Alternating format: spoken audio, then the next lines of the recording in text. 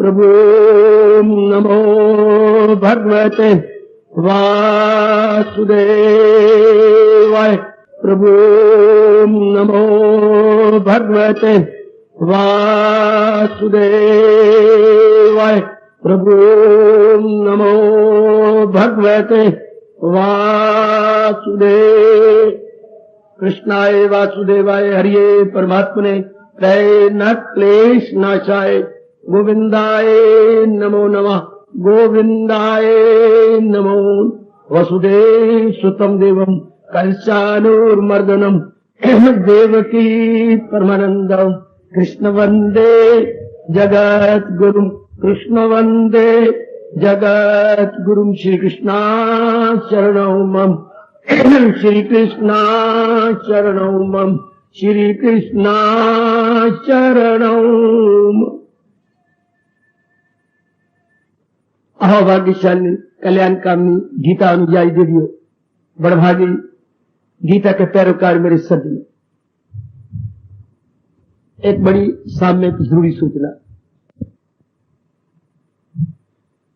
साधन में विघन, यह है प्रसंग आजकल का। एकाग्र हो जाओ मेरी देवियों, मेरे सज्जनों।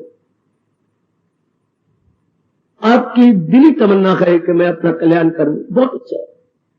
ये भगवान की जब विशेष मेहर होती है तब जीव अपने कल्याण की सोचता है, वरना 99% जीव देख लीजिए आपकी आंखों के सामने, खाना पीना भोगना, पशुओं वाला हाल है।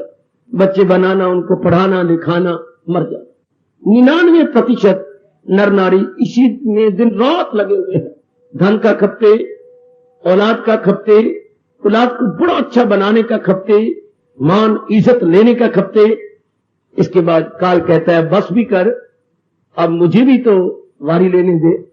काल आपको बड़ा मौका देता है, आखिर में काल कहता है अब मुझे मौका दे दो, तुम्हें मैंने इतना चांस दिया है, अब एक चांस मुझे भी दे दो।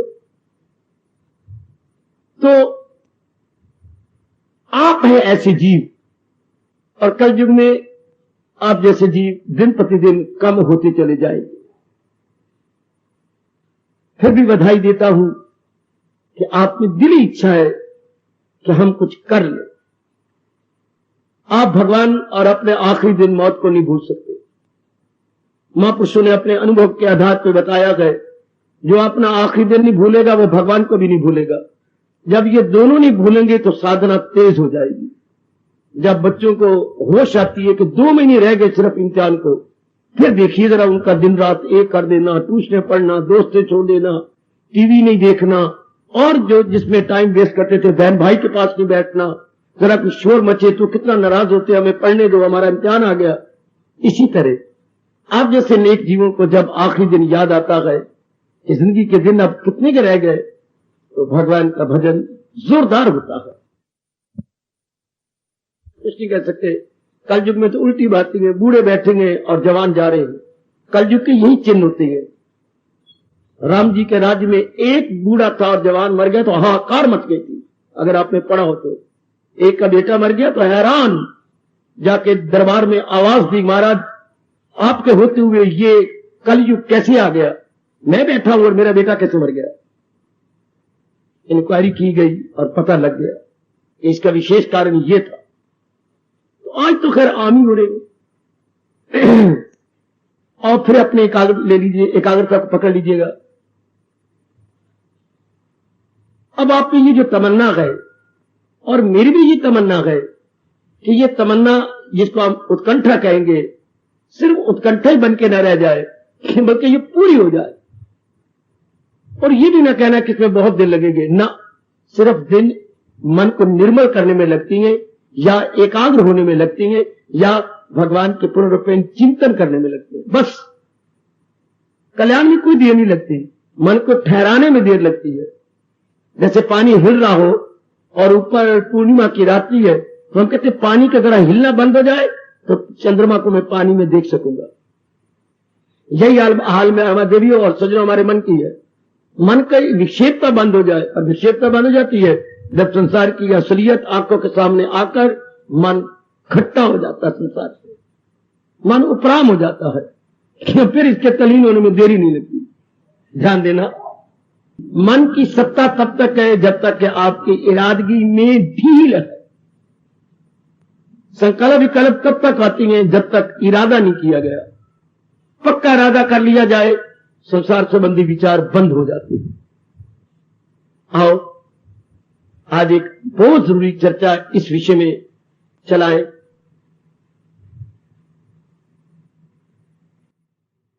परम आवश्यकता है आप जैसी नेक देवियों और नेक सज्जनों को इस मार्ग में तीव्र वैराग की। इसलिए महापुरुषों ने कहा वो जीव लड़खड़ाता रहता है इस मार्ग में जिसके वैराग में कमी है, जिसके वैराग शिथिल है, जिसका वैराग ढीला ढाला है, वो इस मार्ग में लड़खड़ाता रहता है। वैराग की अनिवार्य रूप से आप सबको जरूरत है भी सही वैराग, वरना आपका इधर आने का बिल्कुल भी मन न करता। वैराग है, इसमें कोई शक नहीं, लेकिन जितना होना चाहिए उतना है कि नहीं, यही विषय में चला रहा हूं। भगवान जी की प्रेरणा से आप अपना निरीक्षण कर सकेंगे। मेरे सज्जन पुरुष, मेरी कल्याणकारी देवियां अपनी जांच सही रूप में कर सकेंगे कि मेरे में कितना वैराग होना चाहिए और कमी है तो क्यों कमी है, और वैराग को फिर अगर कमी है उसको दूर कैसे करना चाहिए, वैराग को भड़काना कैसे चाहिए, ये हमारा इन दिनों का विषय होगा। और मैं तीसरी बार कह रहा हूं, एकाग्र हो जाइएगा। अब मैं ऐसे शुरू करता हूं जैसे आपको कुछ पता ही नहीं है वैराग के बारे में। शुरू से प्रारंभ कर रहा हूं और यथासंभव इसे भगवान के चरणों तक पहुंचाने की कोशिश करूंगा। वैराग का विपरीत अर्थक होता है राग, विपरीत अर्थक है अनुराग। वैराग, अनुराग। अनुराग क्या होता है? प्राणी पदार्थों को सुखदायी समझकर मन का उनके साथ स्टिकर की तरह स्टिक हो जाना। देखिए जरा मेरे साथ शामिल। जैसे आजकल स्टिकर का जमाना है, जहां कोई भगवान जी का नाम आप चिपकाना चाहे उसके ऊपर से कागज उतारिए और चिपका दीजिए। इस तरह मन जिस प्राणी को, जिस पदार्थ को अपने लिए सुखदायी समझता है उसको लेना चाहता है, लेके फिर चिपक जाता है।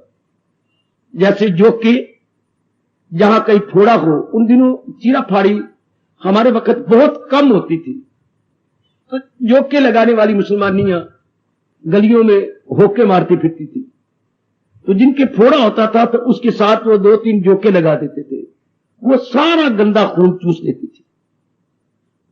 जोकों का जब देखा भी भर गया पेट, फिर वो जोके लगाने वाली जोक को खींच के उसको निचोड़ देती थी, तो बस सारा गांधी निकल गया। और फिर थोड़ी बहुती को खुद ही देती थी, ये चीज लगा लो। ये उन दिनों चीरा फाड़ी जोकों से होती थी। भले हमारे माँ बाप ने ये बात नहीं समझाई, प्रोतों ने भी ये बात हमें नहीं समझाई। स्कूलों कॉलेजों की तो बातें ही छोड़ दो, वहां तो ये जिक्र ही नहीं होता था। अब आके समझ आइए, कुछ पुण्य जाग गए हैं कि कोई भी चीज जिसका भगवान जी हमारे में मिलाप कराती है उसका विक्षरण होता है। ये प्रकृति का अटल नियम है, मिल मिल के बिछड़ना। ये कोई ला कहता है ना हो पर होता है, प्रकृति का ऐसा नियम मेरे भगवान ने बना दिया है। तो वैराग किसी कहती गई, प्राणी पदार्थों को बार बार लिया सुखदायी समझकर, उनका प्रयोग किया, लेकिन बात उसके उलट देखी। क्या? सुख की जगह दुख मिला। ये चक्कर एक जन्म में नहीं, शास्त्र बताता नहीं, सिर्फ इतना कह देता है जन्म जन्मांतरों तक चलता रहता है। मतलब ये भूल भुलैया कई जन्मों तक चलती है। इतनी बार दुख भी पाता, दुख जरूर मिलेगा। जिस प्राणी पदार्थ से हम सुख की आशा रखते हैं दुख पाते हैं। क्यों? ध्यान से सुनते रहना। जब हम प्राणी पदार्थों को अपना बनाते हैं वो हमारे अनुकूल होते हैं, हमारे मन के मुताबिक होते हैं। ध्यान देना जरा, हमारे मन के मुताबिक होते हैं। क्यों? क्या जवाब दूं आपको? कुछ समय के बाद आप या वो आपका जो है प्रियतम या आपका ऑब्जेक्ट आपके मुताबिक नहीं रहेगा। बाहर सृष्टि बनाने वाले मेरे परम पिता, जब हम लेते हैं हमारे बिल्कुल अनुकूल होते हैं। कुछ समय के बाद नियम क्या है, उस वस्तु का प्रयोग कर कर करके उसकी वैल्यू कम हो जाती है। चाहे माता जी हो, पिताजी हो, बहन हो, भाई हो, पत्नी हो, पति हो, कोई भी क्यों ना हो, उसकी वैल्यू घट जाएगी। आपका अपना मकान हो, सोना हो, कपड़ा हो, कोई भी चीज हो, प्रयोग कर कर कर करके नियम रब ने ऐसा बनाया है। क्या उपयोगिता ह्रास नियम, लॉ ऑफ डिमिनिशिंग यूटिलिटी। किसी भी चीज का प्रयोग करना शुरू कर दो, उसकी वैल्यू और भी कम, और भी कम, और भी कम, और भी कम। ये तजर्बा कई जन्मों तक होता रहता है। एक जन्म में आकर प्राणी पदार्थों से मन टूट जाता है। परमात्मा ने दुनिया बनाने के लिए कैसी बनाया, भूल भुलैयों में डाल देती है। जिन प्राणी पदार्थों से चोट खाई थी, अब नए प्राणी पदार्थ अपने बना बैठते हैं और फिर उनको इकट्ठा करके उनसे कुछ दिन रख लेती है, फिर लगती है चोट, फिर नए प्राणी पदार्थ। इंसान बुद्धू बन बन के अपनी आयु को बर्बाद करता चला जाता है अनेक जन्म तक। कैसी हैरानगी की बात है, इस प्रसंग में महापुरुषों ने दृष्टांत दिया है। एक बहुत बड़ी बेरी का फैला हुआ वृक्ष था। अच्छा, टहनियां उसकी खूब फैल रही थी, हरे पत्ते भी खूब मुस्कुरा रहे थे, बड़े हरे पत्ते। और आप जानती है किक्कर के हरे पत्ते नमकीन होते हैं, जो ऊंट को बहुत अच्छे लगते हैं, क्योंकि ऊंट में बैग की मात्रा, हवा की मात्रा ज्यादा होती है। तो बड़ी खुशी से अपना बूथा मारता है। खुद एक पूरी सीढ़ी है पत्तों पर, बड़े मजा आता है उनको खाने में, लेकिन कांटे भी तो साथ है। कांटे बेचारे को छलनी छलनी कर देते हैं। फिर वो अपनी बुद्धि में देखता है कि जिस तरफ मैं खा रहा हूं ना, ये तरफ खुदा दी मारी हुई है, रब ने मार दिया इस तरफ को। फिर वो मानो दक्षिण से मुड़ करके पूरब की ओर लेने लगता है और फिर पश्चिम की ओर आ जाता है। यूं चक्कर काटते हुए फिर वहीं का वहीं जहां वो दक्षिण की ओर सबसे पहले खाने लगा था। इस तरह घूमता रहता है और पत्ते खाता रहता है। समझता यह है कि इस तरफ को छोड़ दूं, इस दिशा को छोड़कर अगली दिशा में कांटे नहीं होंगे, सारा मुंह छलनी छलनी हो जाता है। इसी तरह हर आजकल पढ़े लिखे का हाल है। कुछ प्राणी पदार्थों से चोट खाता है, फिर नए प्राणी पदार्थों को चुन लेता है, फिर वहां से चोट लगती है, फिर नए प्राणी पदार्थों को हम चुन लेते हैं। नई साड़ी, नया मकान, नए अपने पढ़ाई, नए अपनी नौकरी, नया सब कुछ, नई अपनी सहेलियां, नए सारी नए बना लेती हैं। नए अपने बच्चा पैदा हो गया, ठीक है, फिर नया बच्चा बनाएंगे। लड़की पैदा होगी, चलो एक लड़की बहन भाई की जोड़ी हो जाएगी, ये मन में आएगा। लड़का हो गया, चलो एक लड़का जोड़ी बना लेंगे। और ये बात समझ आनी बड़ी मुश्किल है कि वृक्ष तो एक है, तू तरफे बदल रहा है मूर्ख ऊंट। इस तरह संसार तो एक ही है। कौन समझाए आजकल के इंसान को सिवाय भगवान के। उसी संसार की कुछ चीजों ने तुझे चोट मारी, फिर उसी संसार की कुछ चीजों को तो फिर लेना चाहता, फिर चोट लगती है, फिर उससे दुख पाता है, फिर बिल्कुल ऊंट वाला हाल दे। कई जन्मों के बाद संसार की असलियत मन में बैठ जाती है। ध्यान देते रहना मेरी देवियों सज्जनों, संसार की असलियत क्या है? अनित्यम आसुखम।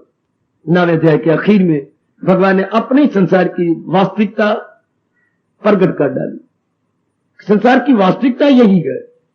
सुनना बड़ा आसान, पक्का करना बड़ा मुश्किल है। मान भी हम जाएंगे, रो भी हम पड़ेंगे, लेकिन दूध के जोश की तरह ये बात पक्की हो जाए बड़ी मुश्किल। और अगर पक्की हो गई तो क्या होगा? संसार के प्राणी पदार्थों से जरा भर भी हमारी उम्मीद नहीं रहेगी। हम आशा नहीं रखेंगे। कर्म करते हुए नजर आएंगे, लेकिन मां बाप, बहन भाई, पति पत्नी, बाल बच्चों से कोई आशा नहीं, किसी प्रकार की आशा नहीं। पहले तो हम आशाएं रखते थे, खुशी मिलेगी, आराम मिलेगा, चैन मिलेगा, मेरे दिन भविष्य के बड़े अच्छे कटेंगे, इत्यादि इत्यादि। अब नहीं, अब सब प्रकार की आशाएं खींच लेता इंसान कि नहीं, इन तिला में अड़िया तेल नहीं, इनमें कुछ नहीं। मेरे मन की भूल भई थी, मेरे मन की गलती थी, मेरे मन की एक बकवास थी। अब ये बात आपके गहरी उतर जाती है, संसार में रहते हुए, परिवार में रहते हुए न रहने के बराबर। बिल्कुल आपका मन इनसे हट जाता है। मैं बार बार कह रहा हूं, किसी प्रकार की उम्मीद ही नहीं रखता किसी से भी। ये कौन सी अवस्था है जो हमारे भगवान ने हमें याद कराई है? सहारा किसी का न ले, एक यानी जरा पर भी किसी का सहारा नहीं लेगा, और तो और अपनी बॉडी का भी सहारा छोड़ देता, अपने जिस्म का भी सहारा छोड़ देता कि ये भी हर क्षण बाकी शरीरों की तरह मौत की ओर जा रहा है, 5 तत्व में मिलने की पूरी तैयारियां कर रहा है। इससे भी आशा रखनी छोड़ देता है। इसी को वैराग कहती है। देखना, आप में पक्का वैराग है? जितना पक्का वैराग कच्चा होगा उतनी देर लगती जाएगी। आप पूछो क्यों? मन उतनी इधर जाएगा। झक मारने के लिए मन उन्हीं प्राणी पदार्थों में जाएगा। प्राणी पदार्थों का चिंतन ही तो जबरदस्त बाधा है।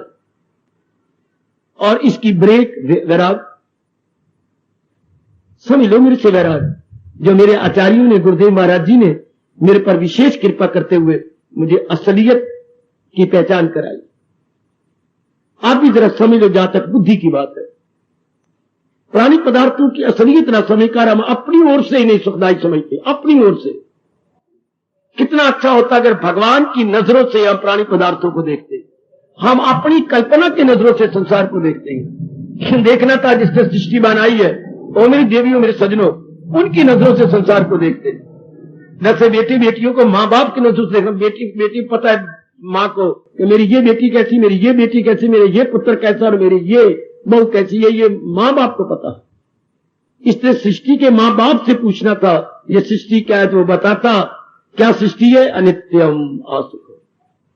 ये मैंने थोड़े दिनों के लिए प्राणी पदार्थ बनाए गए और फिर इनमें तब्दीलियां आ जाती हैं, आखिर में ये चले जाते हैं। कभी भी हमारा मन न करता इन पर लट्टू न होते, कभी भी हम इनको सुख दृष्टि से देखते ही ना। सुख दृष्टि से नहीं देखेंगे कोई चाहना ही नहीं उठेगी। अगर हम आज के बाद गलती ना करें, सुख दृष्टि से व्यवहार करें, लेकिन सुख दृष्टि से न देखे, चुके ये जा रहे हैं, इनमें पूरी रफ्तार के साथ परिवर्तन हो रहा है। बस सब प्रकार की आशाएं वापस। वरना हर इंसान ने एक दूसरे से आशाएं रखी हुई हैं, खासकर खून के रिश्ते में। कितनी आशाएं पति ने रखी है पत्नी से, और पत्नी ने रखी है पति।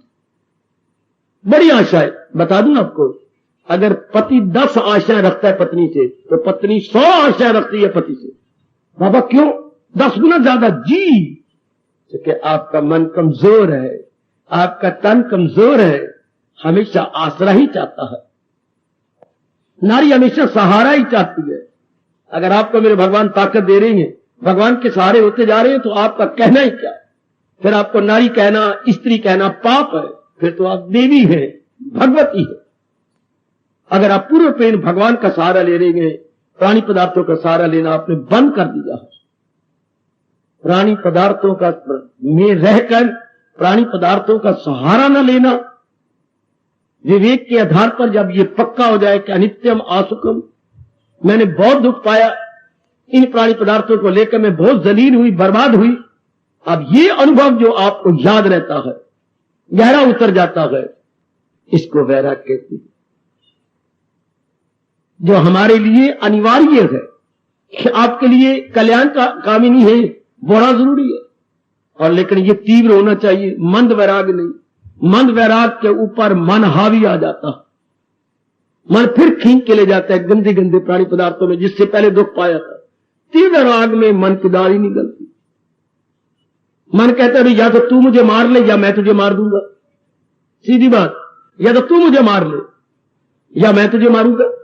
तो जब ये तीव्र राग होता है तो मन खुद मर जाता है।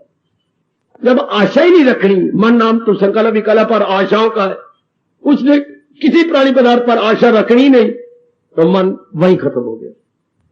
आप खुद सोचिए, अगर हम किसी प्राणी पदार्थ पर आशा न रखें, केवल अपना कर्तव्य इन सब के प्रति पूरा करने की पूरी चेष्टा करें, नो मोर माइंड। मन तो आशाएं रखे, अपनी इच्छाएं रखे दूसरे पर, तब मन जवान है।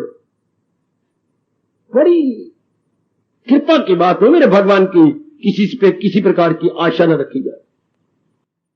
भागवत पुराण में आता है बड़ी लंबी चौड़ी कहानी, और उसकी में रिजल्ट निकलता है, यूं कहती है व्यास जी, आशा ही परमम दुखम, जो है नैराश्यम परमम सुखम। इंसान की सबसे ज्यादा दुख का कारण आशाएं हैं, और जिसने आशाएं छोड़ दी है वो बहुत सुखी होगा, क्योंकि उसका मन अंतर्मुखी हो जाएगा। ये हो गए देवी सजनों, संसार में रहते हुए संसार के बन के न रहना, अर्थात किसी प्रकार की कोई इच्छा न रखना। ऐसी आपकी अवस्था है क्या? फिर कौन रोकेगा? अब तो बढ़ते चले जाएंगे, कोई विघटनेगा, तीर वैराग है तो, अर्थात किसी से कोई आशा नहीं। देख लेना अपनी सच्चाई के साथ, क्योंकि आप कल्याणकामी, सब देवियां जो उपस्थित है सब कल्याणकामिनी है। तो मैंने कल्याण करना, और कल्याण होता है वैराग से। वैराग का मतलब अगली पिछली ब्रेक रहना है, परिवार में, संसार में, रिश्तेदारों में, रस्म रिवाज में, हाय, और किसी प्रकार की कोई आशा न हो।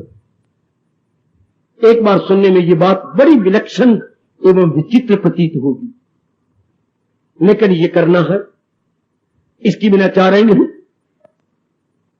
कि मैं इन पर क्या आशा रखूं, इसका परिणाम ही दुख है। या तो मेरी ये आशा पूरी करे, हो ही नहीं सकती, क्योंकि भगवान ने इनमें बहुत बड़ी त्रुटि बनाई है कि ये एक समान नहीं रहते। मैंने अभी भी कहा था, जब हम इनको चाहते हैं तब तो ये हमारे मुताबिक होती हैं, चंद दिनों के बाद जब हम इनको कंज्यूम करते हैं, इनके कंज्यूमर बनकर, ये हमारे मुताबिक नहीं रहते। कोई भी हमारे मुताबिक नहीं रहता, पति भी, पत्नी भी, बेटी भी, बेटा भी, ये तो हमारे खून का रिश्ते है, मां भी, बाप भी, बहन भी, भाई भी। मां बाप जुल्म करती हैं एक बच्चा पैदा करने के बाद, जब और बच्चे बना लेती है, अपने पहले बच्चे की वैल्यू बिल्कुल जीरो कर देती है, अपने मन को बांट लेती है। अब कुछ बड़े लड़के के साथ लगेगा, कुछ लड़की के साथ लग गया, कुछ छोटे लड़के के साथ लग गया, मन उनका बढ़ता चला जाता। जी जो आप बच्चे बनाती हैं, बुद्धि की शक्ति भी कम, अच्छा, मन की शक्ति भी कम, अच्छा, तन की शक्ति भी कम, और धन की शक्ति भी कम। जो मूर्ख इंसान अपने बच्चे बनाता है, ये चार ताकतें घट जाती हैं, बौद्धिक शक्ति, मानसिक शक्ति, शारीरिक शक्ति, और अपने संपत्ति की शक्ति या धन की शक्ति घटती जाएगी, घटती जाएगी, घटती जाएगी। इन चारों के घट जाने के बाद क्या होगा? आदि, व्याधि, उपाधि आके घेर लेंगे, नाना प्रकार के दुख घेर लेंगे। हमारे मां बाप तो बेचारे कमले रमले थे, जो सारी जिंदगी इसी में ही बिताते रह गए, इसी में ही गुजारते रह गए। आप तो सियाने बन जाओ। उनको तो गीता ही नहीं मिली थी, उनको इतनी समझ भी नहीं मिली थी, उन्हें कोई बताने वाला भी नहीं मिला था। आपको सब कुछ मिला है, भगवान की कृपा भी है, गीता पर श्रद्धा भी है, विशेष बुद्धि समझने की भी है, और समय भी आपको मिल जाता है, रोज समय मिल जाता है। आप तो किसी प्राणी पदार्थ पर आशा न रखो। वैराग का मतलब ही यही है, प्राणी पदार्थों में रह के इनसे किसी प्रकार की आशा न रखना। वैराग का और कोई अर्थ नहीं दे। आज पखंड ज्यादा होता है। वैरागी बाबा अर्थात कपड़े कुपड़े उतारे हुए गए, कहीं नंगे मुनंगे रहती हैं, कहीं विभूति रमा कर रहती हैं, कहीं सिर्फ धोती नीचे ओढ़े फिरती हैं, कहीं नाना प्रकार के वेशभूषा। इससे मतलब ही कोई नहीं वेशभूषा से। वैराग तो मन का अभिषेक है। आजकल ये पेट भरने के लिए, धन कमाने के लिए ये सारे पखंड रचे जाते हैं। कोई किस तरह, कोई किसी तरह। ये जो भगवे कपड़े का चिन्ह था, व्यासपिता जी ने कहा भगवे कपड़े का अधिकारी कौन है? जिसने अंदर की वैराग की आग से सब प्रकार की आशाएं, इच्छाएं को जला दिया है। वो अंदर आग बाहर कपड़े के ऊपर रंग ले आती है। भगवे का मतलब, अगर आप चिता को जलते हुए दूर देखें, आपको वो भगवा नजर आएगा। चिता जल रही तरफ दूर हट के देखिए, आपको भगवा रंग नजर आएगा। यही व्यास जी ने कहा है, जिसने सब प्रकार की वासना कामना साड़ दी है, वो भगवे कपड़े पहनने का अधिकारी है, कि उसकी वैराग की आग तन के ऊपर भी आ गई। लेकिन आजकल तो वो है ही नहीं। आजकल तो बिल्कुल ही बाहरी रूप में लगे हुए हैं। तो देवियों, वैराग मन का विषय है। मन संसार से चोटे खा खा के आशा नहीं रखता। अब बताइए, हो गया मन एकाग्र? एक वैराग की वृत्ति ने ब्रेकें लगा के आपके मन को भगवान के चरणों में बिठा दिया। विस्तार में बाद में करूंगा, मैं सिर्फ आज यही बताना चाहता हूं वैराग कहते किसी ने। संसार के प्राणी पदार्थों को सुखदायी न समझना जैसे नहीं है, इन्हें टिका हुआ न समझना जैसे नहीं है। बार बार मन में समझा इनमें सुख है ही नहीं, क्योंकि ये बदल जाती हैं और मैं जो इनका कंज्यूमर हूं मैं भी बदल जाता हूं। परिणाम दुखम, ताप दुखम, संस्कार दुखम, गुण विरोध दुखम। नहीं देखता, सतोगुणी परिणाम की ओर देखता है। रजोगुणी में वासनाएं बड़ी ज्यादा होती हैं, वो परिणाम पर नजर नहीं मारेगा, वो करके रोएगा, करके पछताएगा, पछता के फिर करेगा। वाह, करके रोएगा, करके फिर उसको फिर करेगा। या गीत चला करता था ये, अखी वेख जहर नू खांदा, इस संसार वेख्या, खा खा के पछोतांदा, बाज ना आंदा फिर भी खांदा, ये संसार देखे। ये रजोगुनियों का हाल है।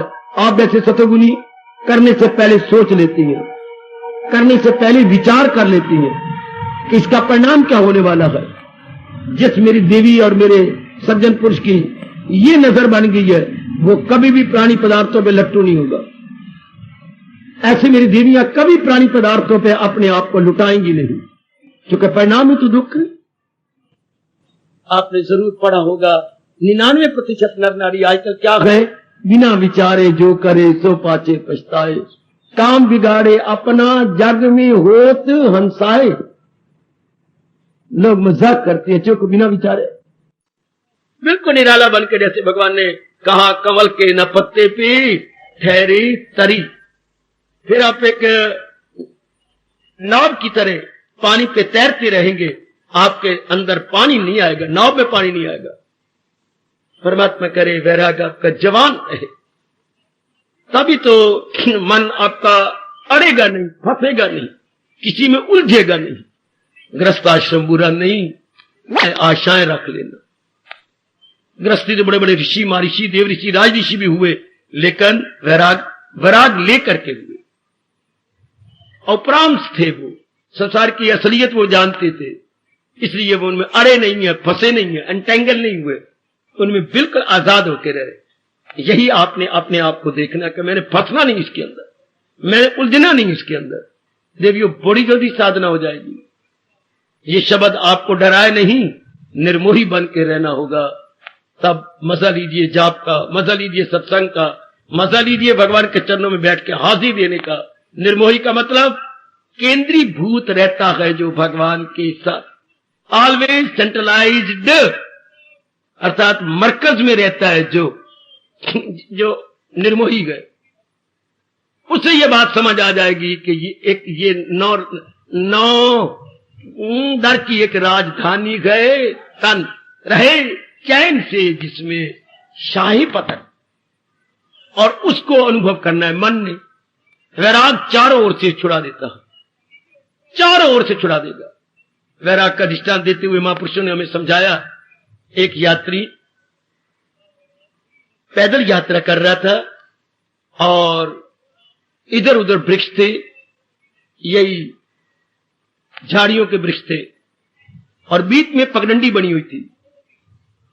जा रहा है, उसकी धोती का एक लड़ उसके पैरों में आ गया और झाड़ी पे गिर गया, हाथ के बाहर गिरा, हाथ पे कितने कांटे चुभ गए, बड़ी सूल हुई, यानी दर्द हुई।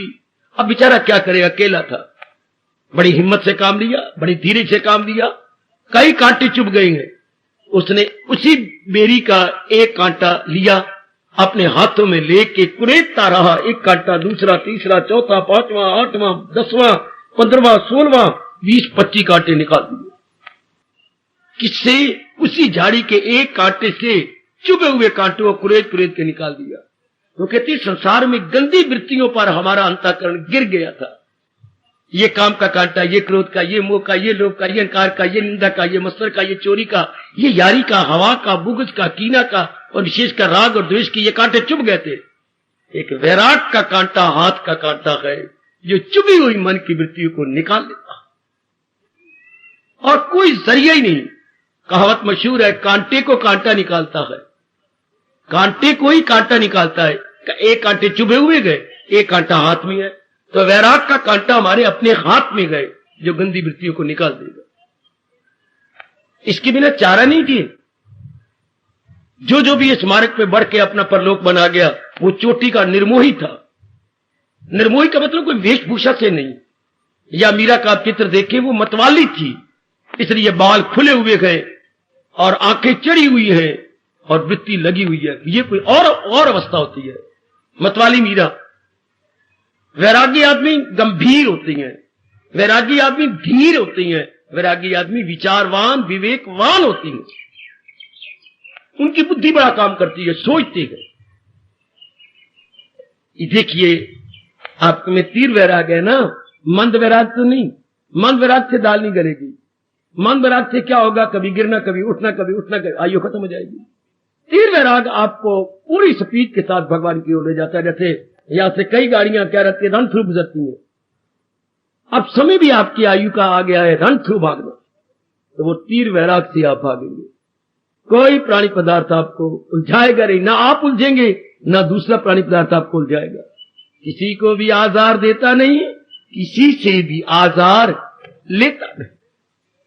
भगवान करे ये अवस्था आपकी जल्दी बन जाए। तीर वैराग मतलब रहो घर के अंदर, भगवान जी रखा है, लेकिन आशा नहीं। बड़ा निराला और बड़ा कठिन पाठ है। पतिदेव अच्छा लगता है, पत्नी अच्छी लगती है, पुत्र अच्छे लगती हैं, दी ब्याई भी बड़ी अच्छी लगती है, और आशा न रखे। हाय मेरा रब्बा, ओए ये तो प्रभु विशेष कृपा करे।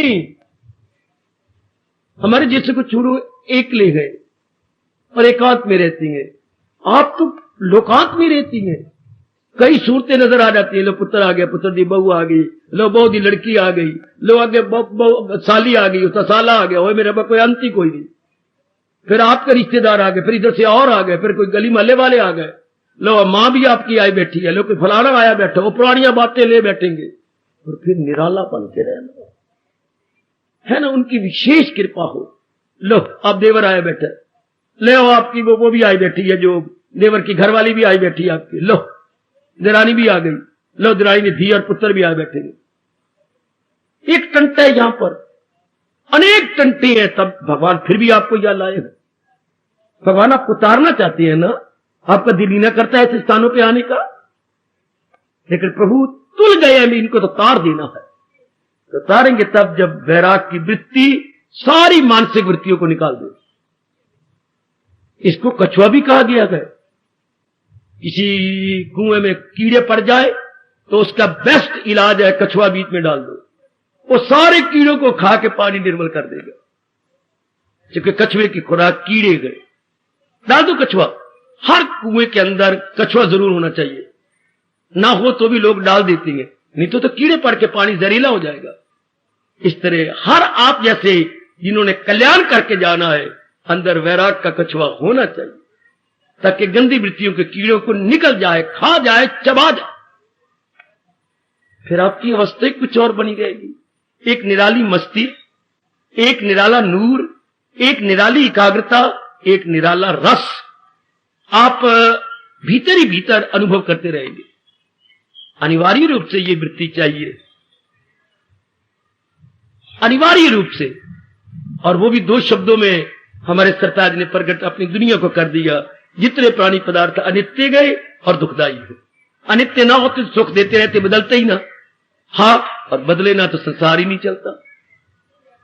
रब इतनी जमीन कहां से ले आए? अगर कोई भी ना मरे और सारे एक जैसे रहे तो पैर रखने की भी धरती आपको नजर नहीं आएगी। अगर जब से सृष्टि रब ने बनाई थी तब सारे रहते, दिंदे परिंदे चिंदे, ये सारे वर्ग जो है रहते, मरा कोई भी नहीं। पैर कहां रखोगे? धरती पर पैर रखने की भी जगह ना रहे तो रब इसी तरह बनाई जा रहा है, तोड़ी जा रहा है, तोड़ी जा रहा है, बनाई जा रहा है। तंग ही नहीं आता, पत्नी कब तंग आएगा? अगले तो नास्तिक हो गए, रब्बा तेरा ना क्यों जपिए? नहीं जपते। सुनो सुनो जरा, नालायक आदमी नास्तिक, तो आवाज आई तुम नास्तिक क्यों होते हो? वाह, तेरा स्वभाव ही नहीं पसंद, ये तेरा स्वभाव हमें तो पसंद नहीं आया, इसलिए तेरा नाम ही नहीं जपते, तेन मनते ही नहीं ऐसी। क्यों? मेरा स्वभाव क्या पसंद नहीं आया? सुनो जरा शिकवा, जिसे बनाना उसे मिटाना काम तेरा। जिसे बनाना उसे मिटाना काम, बनाया क्यों? बनाया तो फिर मिटाया क्यों? फिर मिटा के फिर बनाया क्यों? जिसे बनाना उसे मिटाना काम तेरा, मरने वाले फिर क्यों लेंगे नाम तेरा। शिकवा देखो जरा, क्या मीठा शिकवा है। जिसे बनाना उसे मिटाना काम तेरा, मरने वाले फिर क्यों लेंगे नाम तेरा। बनाई जा रहा है, मिटाई जा रहा है, मिटाई जा रहा है, बनाई जा रहा है, तो दाना कहां इससे खुश काम। दाना आदमी तो फिर मन लगाएगा नहीं, गधे जैसे, कुत्ते जैसे इंसान चोटों पर चोटें खाएंगे, फिर भी वही के वही। आप जैसे दाना, दूरदर्शी, आप जैसी कल्याण कामनी देवियां इस राज को समझकर अपने मन के आंचल को कहीं भी उलझने नहीं देते, कहीं भी फंसेंगे। एक कवि कहता है हिंदुस्तानी कि मेरी दशा उस फूल की तरह है जिसको पतझड़ ने बुरी तरह बर्बाद कर दिया। उर्दू में खिजा बोलते हैं बच्चों, आप जानती हैं, ऑटम सीजन। कि मैं फूल की तरह कई बार खिड़ा, पर नालायक और ये गंदी खिजा ऐसी आती है जो मेरी पंखड़ियों को बिल्कुल ही तितर बितर कर देती है। कई बार मैं खिड़ा और कई बार इस खिजा ने मुझे तोड़ा, लेकिन अब मेरी दशा कुछ निराली बन गई है। अब मैंने बड़ा तजर्बा ले लिया कि खिजा ने मरना नहीं और मैंने भी खिड़ना गए, लेकिन मैं अब बड़ा चालाक हो गया हूं, मैं बड़ा होशियार हो गया हूं। जरा उनके शब्दों में लो, मैं वो फूल हूं खिजा ने जिसे बर्बाद किया। जरा देखना जरा आगे क्या कमाल की बात, कि मेरा जीवन उस फूल की तरह गए जिसे पतझड़ बर्बाद कर देती है। सुंदर खिड़ता हूं और पतझड़ आकर के खत्म कर देती है, मेरी पंखुड़ियों को गिरा देती है। मैं वो फूल हूं खिजा ने जिसे बर्बाद किया। अब किसी दामन से उलझूं, मैं वो खार नहीं हूं। अब मैं किसी दामन के साथ किसी के साथ उलझ जाऊं, अब मैं वो कांटा नहीं हूं। मैं कांटा बनूं, सुख देखूं, आपको प्यारा लगूं, आप मुझे प्यारा लगे, तभी तो मेरा मन कांटा बन के आपके साथ उलझेगा ना। लेकिन अब मैं कांटा नहीं बनता। अब मैं समझ गया हूं कि इंसान खुद अपनी मूर्खता से उलझता है।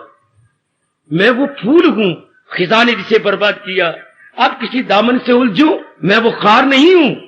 गुजरा हूं बाजार से, खरीदार नहीं हूं। रहता हूं दुनिया में, पर दुनिया का तलबगार नहीं। वैराग है, यह वैराग बेटे।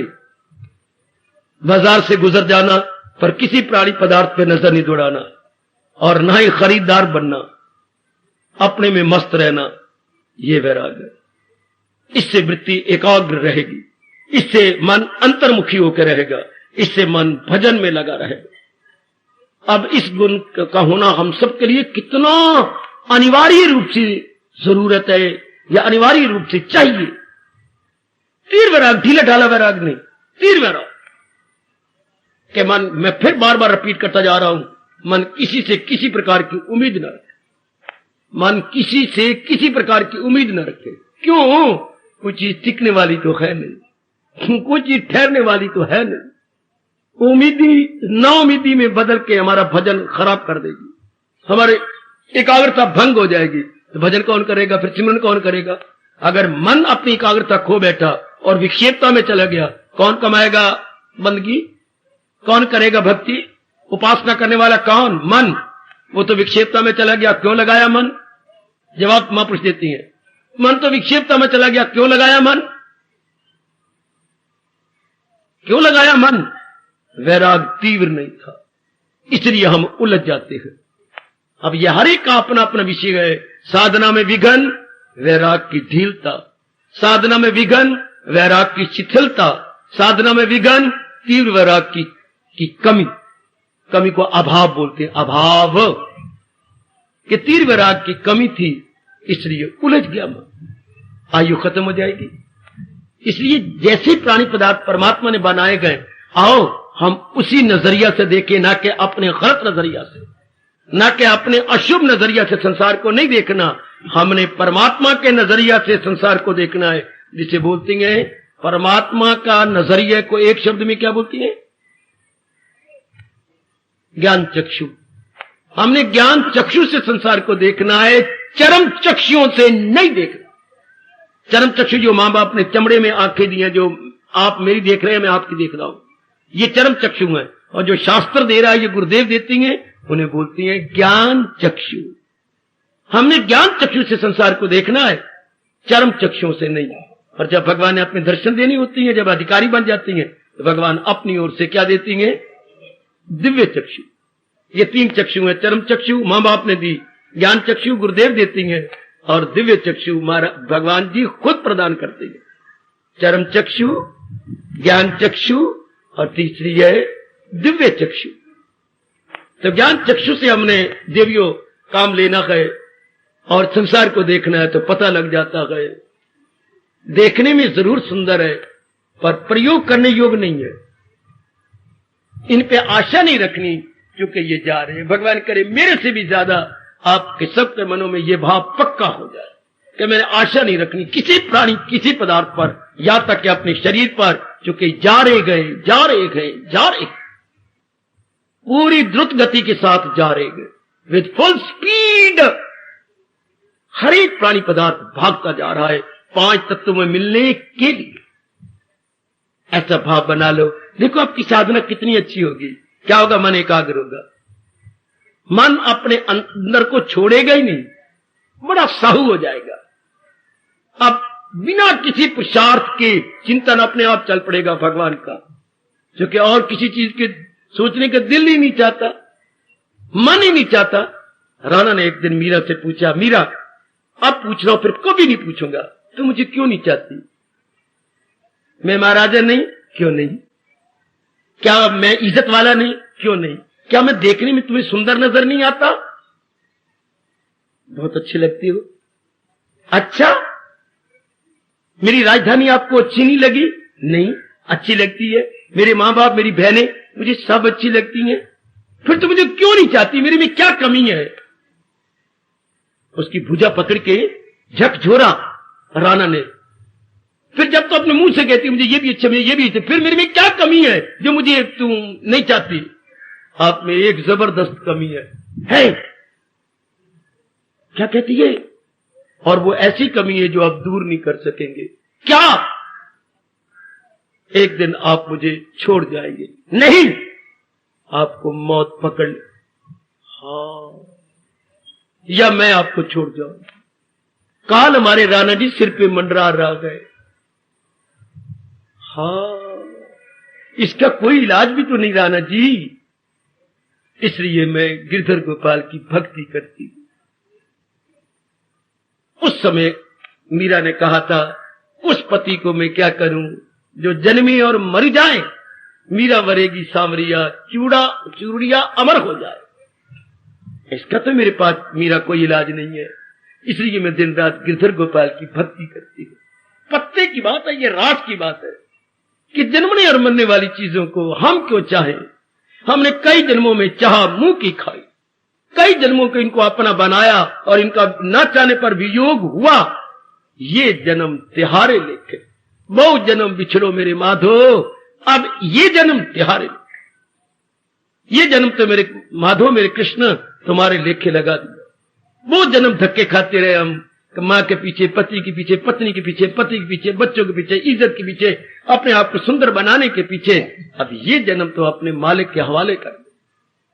कोई नहीं रहा, कोई ना अपना बना, ना हम किसी के बन सके, ना कोई अपना बन सका।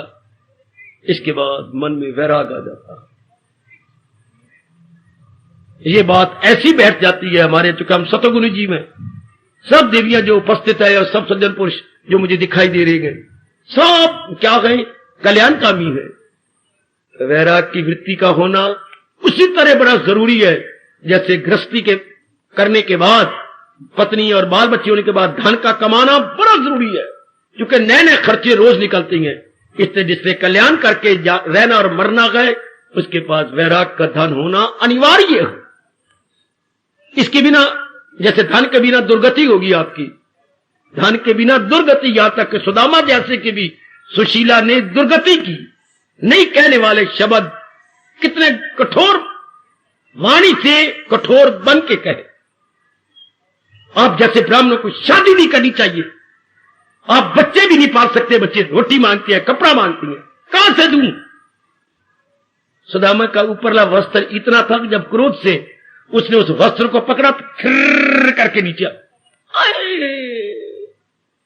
आप पर भी कपड़ा नहीं, मैंने सिर्फ पकड़ा ही था और लीर नीचे आ गई है। इतना चीथड़ा। तो जैसे गृहस्थी में ध्यान बड़ा जरूरी होता है, इस तरह साधना करने वाले के पास वैराग का ध्यान अनिवार्य है, वरना क्या होगा? तो दिल अक्ल को ले चले इस तरह के तूफान में किश्ती, फिर ये बुरा हाल होगा। फिर मन खींचता फिरेगा, कभी किसी के रूप के पीछे, कभी कान के पीछे, गंदे गीतों के पीछे, कभी बढ़िया बढ़िया खाने के पीछे, कभी कपड़ों के पीछे, कभी सोने के पीछे, कभी स्थानों के पीछे, कभी देखने का शौक होगा, कभी घूमने का शौक होगा। फिर यही शौक हमें मार देंगे। भक्ति कौन करेगा? फिर एक एक अंग में मन बैठ के हमारी तबाही मचाएगा। 10 अंग आए और 10 ही हमारे वैरी बन जाते हैं। देख लो दुनिया वालों के साथ, देखने का शौक, सुनने का शौक, हाँ, खाने पीने का शौक, बकवास करने का शौक, हाथ वाले क्या शौक है, पैर वाले क्या शौक है, बाकी अंगों कितने शौक है। अब क्या करेगा कोई? ऐसे से भक्ति होती है जिनका मन बाहर मुखी हो, और वैराग आ जाए तो सारा तरफ से हट के हमारी सारी शक्ति केंद्रीभूत न हो, उसके ख्याले दुई से कोई। हाय, ये वैराग चोटी पर पहुंच गया। मेरी माताओं, मेरी नेक बेटियों, मेरे बुजुर्गों, मेरे कल्याणकामी भाइयों, भगवान ने कहां तक पहुंचा दिया? न हो उसको ख्याले दुई से कोई काम। अब दुई के नाम है दुनिया। अब उनको दुनिया का चिंतन ही नहीं होगा। यही चाहती हैं प्रभु, जो मैं आप एड़ी चोटी का जोर मार के भगवान को दिखा दे कि प्रभु आपकी ये शर्त मैंने पूरी कर ली। मैं संसार का चिंतन नहीं करता प्रभु, मैं चाहे नारी चोले में आपने मुझे भेजा है, पर मैं आप संसार का चिंतन नहीं करती, मैं तो आपका चिंतन करती हूं। कितनी खुशी की बात है कि भगवान को ये कर दिखाओ। क्या ख्याल उसके आगे भगवान का काम है। हमारे काम तो इतना है, आगे मालिक का काम है। हम तो इतना कर सकते हैं कि वैराग आ जाए और क्या कोई विचार ना उठे। हाय, ख्याल उसके वश में, ये संसार का कोई ख्याल ही ना, वैराग नहीं ख्याल आने दे। क्या किसका चिंतन करूं, किसका चिंतन करूं? हाँ, चिंतन किसका हो? कोई चिंतन करने वाली बात होने में क्या करें? सब चीजें तो जा रही हैं। ये तो माया का पर्दा पड़ा हुआ हो तो चीजों के लेने का दिल कहता है मेरे देवी सजनों, और जब चीजें जाती नजर आए फिर दिल ही नहीं करता इनको लेने का। इनकी चाहना खत्म हो जाती है।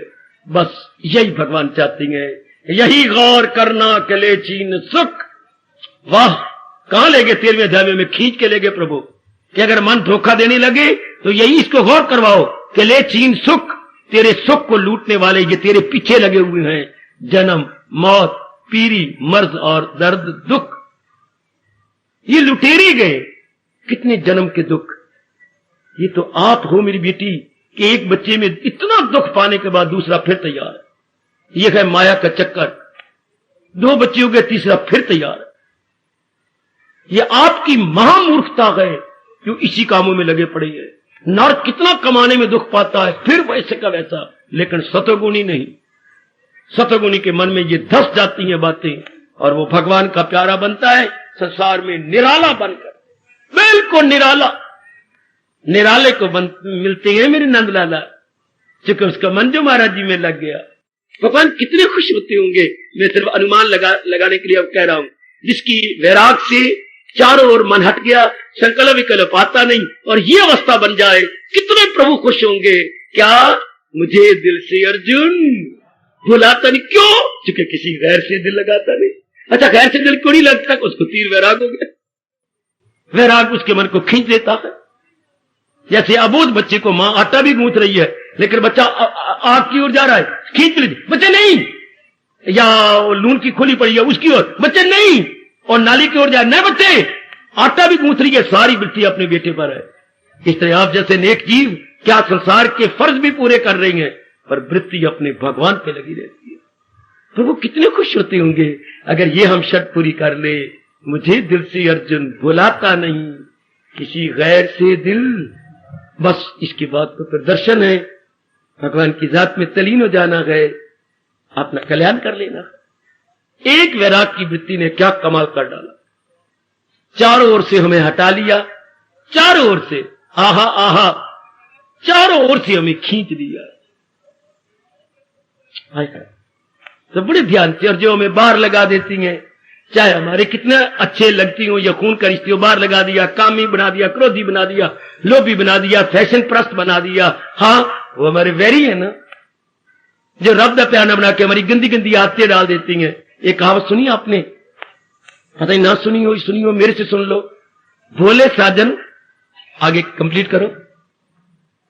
भोले साजन वैरी बराबर है, तो मेरे साजन, पति कह लो, मित्र कह लो, सखा कह लो, रिश्तेदार कह लो, भोले साजन वैरी बराबर हैं। भोले, इतना ही नहीं पता कि मेरे से क्या करवा रहे हैं, मुझे क्या आज्ञा दे रहे हैं, ये मेरे साथ वैर कमाते हैं, क्योंकि इसका परिणाम गंदा होगा। भोले साजन वैरी बराबर या दुश्मन बराबर।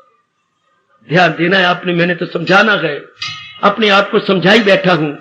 आपके लिए मेरे पर जिम्मेवारी लगाई गई है कि जो समझे हो समझा दो, इनको भी समझा दो। अब आपका मन अपने आप में रहेगा। भगवती भली नारी का चोला है, पर आपका मन अपने में रहेगा। बड़ा जरूरी है ये गुण, वरना विघन है। जितनी वैराग की कमी उतनी साधना में विघन, क्योंकि मन को मौका मिल जाएगा मनमानी करने का, बाहर निकलने का। आज आपके सोच लेना, मेरा वैराग जवान है कि बालिक? बालिक वैराग कुछ नहीं करता, जवान वैराग हमारी बड़ी निगरानी करता, हमारे गुरु की तरह काम करता है। जवान वैराग हमारे गुरु है, इसको यही दर्जा दिया गया, और ये विवेक से पैदा होता है। और विवेक बताता है एक भगवान ही सत्य और सुखदाई है, बाकी सारा जहान अनित्यम असुखम, ये विवेक बताता है। उससे वैराग हो जाता है, फिर वो हमें बचा लेता है, चारों ओर से बचा लेता है, चारों ओर से। जैसे आपके बेटा श्रीमान जी श्री छोड़ गए, अब आपके बेटे ने आपको चारों ओर से रक्षा कर रखी है। कमा वो रहा है, काम वो करता है, आपकी लड़की का वार उसने ढूंढा है। बेटा कैसे आपको अच्छा लगा हुआ, देख ले, आपकी बीमारी का सारा इलाज वो करवाता है। आपके सुखों के लिए उस बेचारे ने शादी भी नहीं की। आपने कितनी मिलते की, माँ मेरे तेरी देख के जाएगी, माँ मैं तेरे सुख को लात नहीं मारना चाहता। कितना होनहार बच्चा, उसने शादी भी अपना सुख कुर्बान कर दिया माँ के सुख के लिए। इस तरह वैराग सारी कुर्बानी करता है हमारे सुख के लिए। आप दुख सहेगा, वैराग हमें सुख देगा। आप अंदर गोता मार लो, आप में तीर वैराग है। बाबा आखिर में कहना चाहता हूं, हमें कैसे पता लगे कि हमारे में तीर वैराग है? अगर संसार का चिंतन नहीं होता, आप में तीर वैराग। अगर आपकी ये अवस्था बन गई है, एक ही बार भगवान ने बड़ा क्लियर किया कि मैं समझू मेरे कहा मैंने भी तीर वैराग है, सारे को तीर वैराग है। भगवान ने कहा ना भाई, इस कसौटी पे कस ले लो, ये कसौटी दी है देखने के लिए कि हमारे में तीर वैराग है।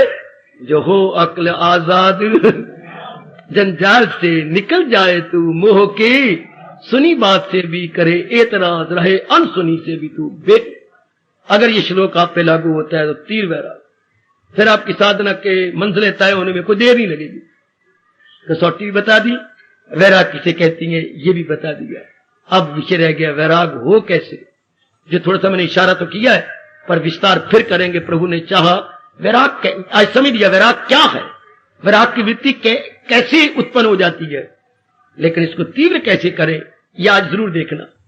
इसकी हमें बड़ी जरूरत है साधना के दिनों में।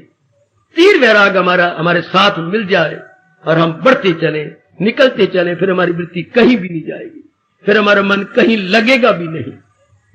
परमात्मा करे आज जैसे प्रसंग प्रभु ने चलाया है, ऐसे ही तीर वैराग हमारे मन में आलती पालती मार के सदा के लिए बैठ जाए और हमारे चारों ओर से निगरानी करता रहे। भगवान करे ऐसा ही है, हम सबके अंतःकरण में तीर वैराग बैठा हुआ होना चाहिए।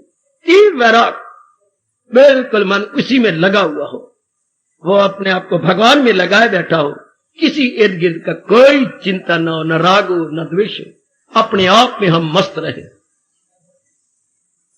हार्दिक धन्यवाद, हार्दिक आशीर्वाद। अब अपनी शहंशाह की आज आरती बड़े प्रेम और श्रद्धा से उतारे।